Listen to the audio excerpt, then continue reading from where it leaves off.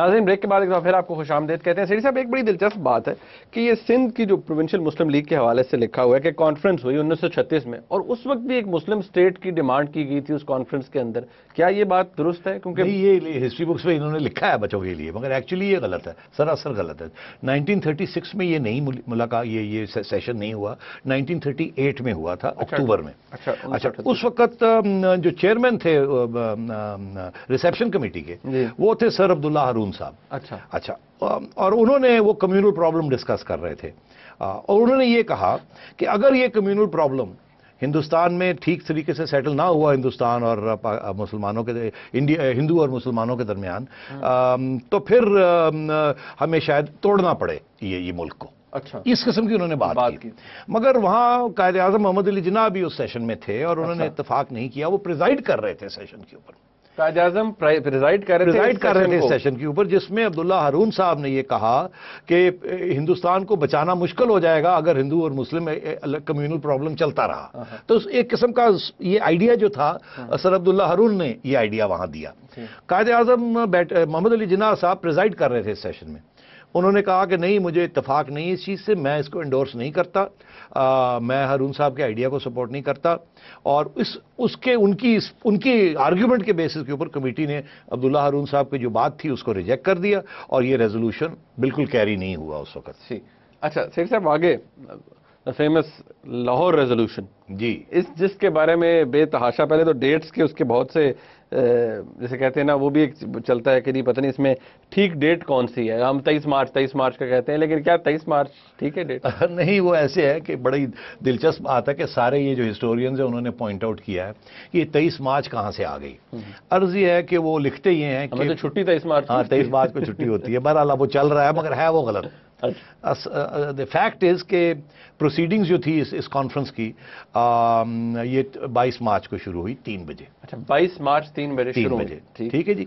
نواب ممڈوٹ اس میں انہوں نے ایک سپیچ کی. اس کے بعد محمد علی جناح صاحب نے ایک سپیچ کی، ایکسٹمپور سپیچ تھی. پروسیڈنگز اجرن ہو گئی. اچھا 23 مارچ کو پھر سیشن شروع ہوا دوپہر کو 3 بجے. اس وقت فضل حق صاحب نے ریزولوشن انٹروڈیوس کیا. اچھا لاہور قرارداد اور چودھری خلیق الزمان صاحب نے اس کو سیکنڈ کیا. اچھا اس کے بعد 3 اور صاحب بولے اور پھر ہاؤس اجرن ہو گیا. 23 کو پھر اجرن ہو گیا. 23 کو پھر ہو گیا. پھر 24 کو سارا دن سپیچز ہوتی رہیں. اچھا فلسطین کے اوپر بھی ہوئی اور بھی بڑی سپیچز ہوئیں اور آخری وقت لاسٹ 9 بجے رات کو ریزولوشن پریزنٹ ہو کے اور پاس ہوا. تو 24 مارچ رات 9 بجے ریزولوشن آخری سیشن میں یہ ریزولوشن پریزنٹ ہوا اور پاس ہوا. تو 23 نہیں 22 کو یہ سٹارٹ ہوا سارا کچھ اور 24 کو جا کے پاس ہوا. یعنی کہ ٹیکنیکلی 24 مارچ کو ہوتا، مگر ہم نے نہ 22 کیا نہ وہ کیا، 23 کو کر دیا جس دن وہی کچھ ہم اس کی چھٹی اور وہ چل رہا ہے ساری ٹیکسٹ بکس کے. ابھی بھی چھٹی منائیں گے ہم 23 مارچ. میرا خیال ہے ساری عمر ہم یہی چھٹی مناتے رہیں گے. اچھا سیٹھی صاحب ایک تھوڑا آگے چلتے ہیں. اسی لاہور ریزولوشن کے اندر ایک یہ بھی کانفلکٹ تھا نا کہ جو ہسٹری بکس میں ہم پڑھتے رہے کہ وہاں پر اسٹیٹ کا ذکر تھا یا اسٹیٹس کا ذکر تھا. جی ہاں، وہ دیکھیے عرضی ہے کہ لکھا ہوا کیا ہے. لکھا ہوا یہ ہے کہ لاہور ریزولوشن میں ایک جگہ پہ یہ لکھا ہوا ہے کہ ساؤتھ ایشیا کے مسلمانوں کے لیے. اچھا سارا ساؤتھ ایشیا بر صغیر، مطلب ہے کہ سب کانٹیننٹ نہیں، مطلب سارا ساؤتھ ایشیا جس میں سری لنکا بھی آ جاتا ہے، نیپال بھی آ جاتا ہے، برما تو نہیں، باقی ساری ملک آ جاتے ہیں. وہ کہتے ہیں سارے ساؤتھ ایشیا کے مسلمانوں کے لیے ایک نئی ریاست، ایک نئی ملک بنانا تھا. ایسی کوئی بات نہیں، ایسی کوئی بات نہیں. ساؤتھ ایشیا کا تو ذکر ہی ہے ہی نہیں کہیں اس ریزولوشن کے اندر. نہیں بھائی، انڈیا کی بات ہو رہی تھی نا، یہاں ساؤتھ ایشیا کی تو بات ہی نہیں ہو رہی تھی. تو پہلی بات کہ ساؤتھ ایشیا غلط ہے. اس کے بعد یہ کہتے ہیں کہ ایک ریاست بنائی جائے، ملک بنایا جائے جس کا نام پاکستان ہو. ٹھیک ہے، یہ بھی غلط ہے. اس میں پاکستان کا نام نہیں تھا. نہیں اس میں یہ نہیں تھا کہ ایک ریاست بنائی جائے. اچھا اسٹیٹس. ہاں ایگزیکٹ ورڈز لاہور کے ریزولوشن کے یہ ہے. میں انگریزی میں ہے، میں پڑھ کے سناتا ہوں، آپ اردو میں ترجمہ کر دیجیے گا. The areas in which the Muslims are numerically in a majority as in north western and eastern zones of India, east west, should be grouped to constitute independent states in which the constituent unit shall be autonomous and sovereign. مطلب ایک ادھر مسلمانوں کی ملک اور ایک یہاں ملک، status ریاستیں ملک، اور وہ ریاست کے کانسیپٹ پہ ان کو الگ آؤٹ سائڈ انڈیا. اچھا، علامہ اقبال نے تو انسائڈ فیڈریشن کی بات کی تھی نا. اب یہاں 10 سال کے بعد الگ الگ، مگر ایک نہیں دو. ہم نے جا کے 1946 میں میرے خیال ہے پھر ایک یہ ہوا، اور وہ ایس جو تھا نا اس کو نکال دیا اور ایک ریاست کی بات کرنی شروع کر دی. لاہور ریزولوشن میں 2 الگ ملک 2 الگ ریاستوں کی بات ہے. اچھا، ایسٹ اور ویسٹ میں. اور یہاں انہوں نے تو سارا گول کر کے ایس نکال دیا، اور ایس نکال کے، اور آج تک بچوں کو نہیں بتایا کہ یہ کس طریقے سے ہسٹری موو کی. اور یہی بنگال کے اور بنگالی مسلمانوں کے ذہن میں یہ بات کافی عرصے تک کھٹکتی رہی کہ ہم نے تو الگ ملک بنانا تھا. اور وہ ایس جو ہے اسے ٹائپ رائٹر کی غلطی، وہ کہنے لگے ٹائپ رائٹر کی غلطی. اچھا چلے صاحب تھوڑا سا آگے چلتے ہیں. ایک اور بڑا دلچسپ پوائنٹ ہے، وہ آ جاتا ہے کہ NWFP کے حوالے سے، نارتھ ویسٹ فرنٹین پروونس کے حوالے سے، کہ جی وہاں کے تمام لوگوں نے 1946 میں پاکستان کے لیے ووٹ کیا. یہ لکھا ہوا ہے ہر جگہ لکھا ہوا ہے، ہر جگہ پہ یہ لکھا ہوا ہے کہ 1946 میں نارتھ ویسٹ فرنٹیئر پروونس جو تھی اس کے سب لوگوں نے پاکستان کے لیے ووٹ ڈالا. اچھا، بات یہ ہے کہ 2 حوالے ہو سکتے ہیں. ایک تو الیکشنز ہوئے تھے 45-46 میں. ٹھیک، اگر تو الیکشنز کا حوالہ دیا جا رہا ہے تو پھر تو یہ سراسر غلط ہے یہ بیان کہ جی سب نے پاکستان کے لیے ووٹ ڈالا. اس کی وجہ یہ ہے کہ 50 سیٹس تھی نارتھ ویسٹ فرنٹیئر پروونس کی، کانگریس نہیں پروونشل، جس میں سے کانگریس کی 30 سیٹس آئی، مسلم لیگ کی 17 آئی، جمعیت علماء ہند کی میرا خیال ہے 3 آئی. تو ظاہر ہے کہ پھر میجورٹی تو کانگریس کے ساتھ تھی. تو یہ تو غلط ہو گیا نا کہ سارے فرنٹیئر کے لوگوں نے پاکستان کے لیے ووٹ ڈالا. ایسی تو بات بالکل صحیح. اچھا، مگر اگر ایک ریفرینڈم بھی وہاں ہوا تھا، اگر ریفرینڈم کا حوالہ ہے تو وہ 46 میں نہیں ہوا تھا، وہ جولائی 47 میں ہوا تھا. جولائی 1947 میں. تو 46 تو کسی کھاتے میں آتا ہی نہیں. ٹھیک، دونوں صورتوں میں. اب 47 میں جو ریفرینڈم ہوا تھا اس کے آپ دیکھ لیجئے کہ کیا ہوا. اس میں جو سارے جو ٹوٹل ووٹ کاسٹ ہوئے جو ڈلے جو ووٹ ڈلے وہ تھے کوئی 3 لاکھ کے قریب، 2,92,000 کے قریب، 2,92,181. اور اس میں سے 2,90,000 کے قریب پاکستان کے لیے تھے. اچھا، ٹھیک ہے. یہاں تک تو بات ہو گئی کہ جی جن لوگوں نے ووٹ ڈالا ان میں سے 100% سمجھیں آپ سب نے پاکستان کے لیے، جنہوں نے ووٹ ڈالا. مگر یہ ہے کہ 49% لوگوں نے ووٹ ہی نہیں ڈالا. ٹوٹل ووٹر تھے 5,72,000، جس میں سے 2,92,000 نے ڈالا. تو 51% نے ووٹ ڈالا تھا. 49% تو بوائیکاٹ کیا تھا. یعنی کہ 49% لوگوں نے اس ریفرینڈم کا بوائیکاٹ کیا. اب تو یہ کہنا کہ سارے فرنٹیئر کے لوگوں نے پاکستان کے لیے ووٹ ڈالا یا پاکستان کے لیے ہاں کی، یہ بالکل غلط ہے. تو بتانا چاہیے نا بچوں کو. یہ بھی پھر آگے بتانا پڑے گا کہ اس وقت کی سیاست کیا تھی جس کی وجہ سے اتنا ووٹ پڑا، اتنا پورا لوگ نہیں آئے، ریفرینڈم کرانا پڑا and so on and so forth. مگر وہ نہیں بتایا، اور صرف اس طریقے سے غلط فیکٹس کر کے ایسے کہا جیسے کہ سب لوگ تیار تھے اور سب پرو پاکستان تھے یا پاکستان کی حمایت کر رہے تھے. ایسی بات نہیں تھی. اچھا سیٹھی صاحب، 1 منٹ ہے ہمارے پاس. ایک چیز آگے جو آ جاتی ہے کہ نیچر آف اسٹیٹ جو تھی اس کے بارے میں کیا کلیئرٹی تھی اس وقت، کیا نیچر ہو گیا؟ کیونکہ یہاں پر بات کی جاتی ہے جی کنسٹیٹیوئنٹ اسمبلی کے جو بہت سے لوگ جو تھے وہ اسے کوئی بڑی ارریلیجیس قسم کی اسٹیٹ بنانا چاہتے تھے. منیب یہ لکھا ہے کہ جو لوگ کنسٹیٹیوئنٹ اسمبلی میں تھے وہ دراصل بڑے لادین قسم کے لوگ تھے. ہاں، مذہب کا کوئی نہیں ہونا. ہاں، اور وہ پاکستان کو ایک اسلامک ریاست نہیں بنانا چاہتے تھے. ہاں، تو اس بڑے غلط قسم کے لوگ تھے اس وقت، اور وہ یہ نہیں چاہتے تھے. دراصل یہ بڑی زیادتی ہے اگر یہ ایسے کہنا، بیکاز یہ قائد اعظم کے ساتھی تھے سارے جس میں لیاقت علی خان صاحب بھی تھے اور لوگ بھی تھے کنسٹیٹیوئنٹ اسمبلی میں. اور یہ وہ لوگ تھے جنہوں نے پاکستان بنایا تھا، اور ان کو لادین کہہ کے اور ان کو اڑا دینا اور کہنا یہ غلط لوگ تھے، یہ بڑی زیادتی ہے. اور ان کو یہ کہا گیا کہ یہ اسلام کے دشمن تھے یہ. اچھا، ہاں. تو بات یہ ہے کہ پہلی جو کنسٹیٹیوئنٹ اسمبلی تھی وہ 1947 سے لے کے 1954 تک تھی. تو 7 سال کنسٹیٹیوئنٹ اسمبلی رہی. ٹیکسٹ بکس میں لکھا ہے کہ کنسٹیٹیوئنٹ اسمبلی میں سارے غدار تھے, لادینی تھے, فلانے تھے, ڈنگڑے تھے, جس میں قائد اعظم کو بھی رگڑا دے گا, نام نہیں لیا مگر اس کا مطلب تو یہی ہے. اچھا, اور یہ اس کنسٹیٹیوئنٹ اسمبلی میں منیب 76 لوگ تھے, اور اس میں سے 62 ایسے لوگ تھے جو کہ قائد اعظم خود کنسٹیٹیوئنٹ اسمبلی میں ہاتھ پکڑ کے لے کے آئے تھے. تو یہ کہنا کہ یہ 62 لوگ لالین تھے یا مطلب ان کا مذہب سے تعلق نہیں, اس قسم کی بڑی زیادتیاں ہوئی ہیں. ہسٹری کو چینج کیا گیا ہے, قائد اعظم کو بھی کچھ نئے کپڑے پہنا کے پینٹ کیا گیا ہے. وہ الگ ایک پروگرام کریں گے ضرور کہ قائد اعظم تھے کون, کیا چاہتے تھے, کس قسم کا پاکستان چاہتے تھے, اور ہم نے کیا زیادتی کی, کس قسم کا پاکستان بنا رکھا ہے جو چل نہیں رہا ہے. ایگزیکٹلی, جو چل نہیں رہا ہے. ناظرین ایک بریک لیتے ہیں. یہاں پر بریک سے جب واپس آئیں گے تو چند اہم پوائنٹ ابھی مزید رہتے ہیں. آپ کو یقینی طور پر حیرت ہوگی کہ ہم اور آپ کیا پڑھتے رہے ہیں تاریخ میں, ہسٹری بکس میں. ایک بریک کے بعد ہمارے ساتھ رہیے گا.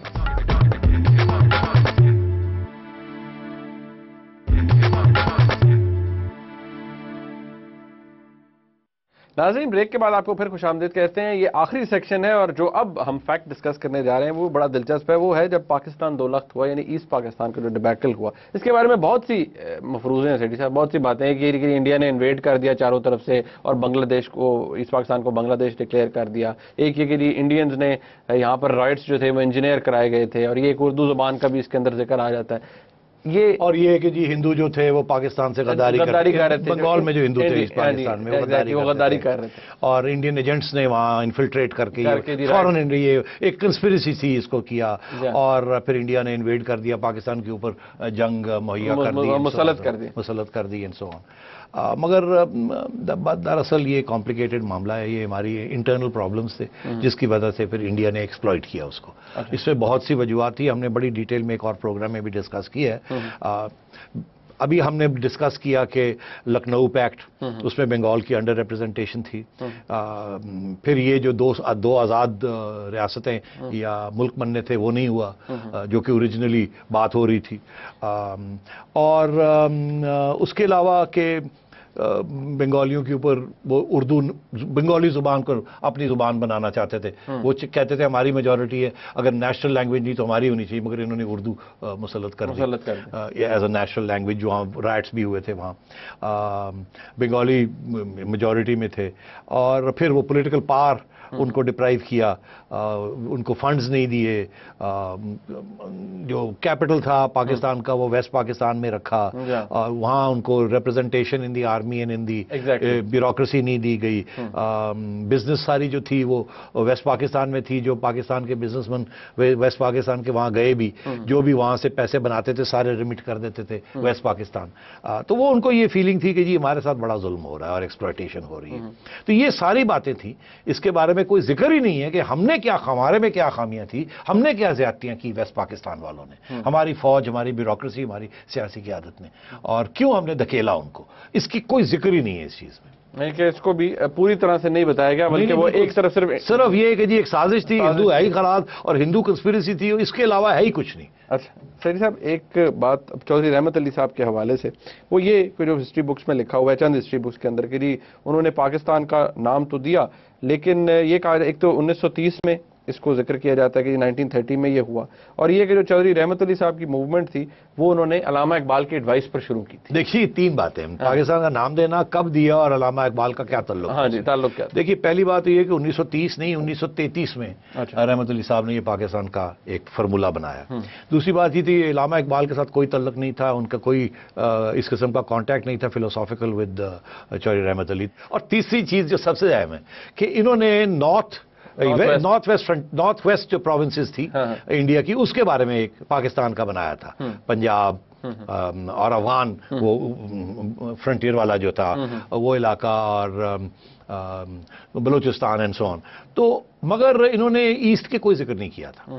اور سب سے اہم بات یہ ہے کہ اس وقت کی جو مسلم قیادت تھی انڈیا میں, مسلمانوں کی قیادت, مسلم لیگ کی قیادت, کوئی کسی نے ان کو سپورٹ نہیں کیا.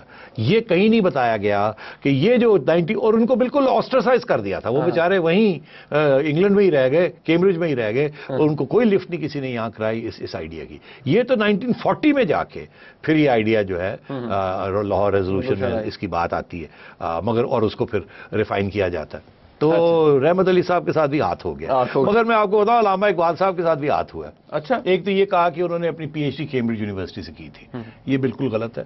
कैम्ब्रिज यूनिवर्सिटी से उन्होंने एक सर्टिफिकेट ऑफ रिसर्च लिया था, पीएचडी नहीं ली थी। पीएचडी म्यूनिख यूनिवर्सिटी जर्मनी से ली थी उन्होंने। फिर ये कहते हैं कि उन्होंने बैरिस्ट्री की डिग्री ली थी लंदन से। एक्चुअली बैरिस्ट्री तो थी मगर डिग्री नहीं होती, ना ही वो कोई ग्रेजुएट होते हैं, वो एक वोकेशनल ट्रेनिंग होती है।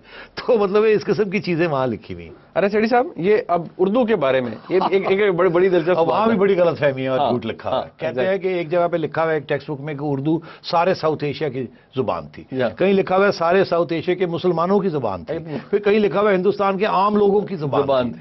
तो मतलब है इस किस्म की बातें लिखी हुई उर्दू के बारे में। हकीकत ये है कि ये सारा कुछ गलत है, ये जो लिखा हुआ है। उर्दू जो थी वो चंद इलाके थे हिंदुस्तान में जहां वो बोली जाती थी, और वो ना बंगाल में बोली जाती थी, ना फ्रंटियर में बोली जाती थी, सिंध में नहीं बोली जाती थी।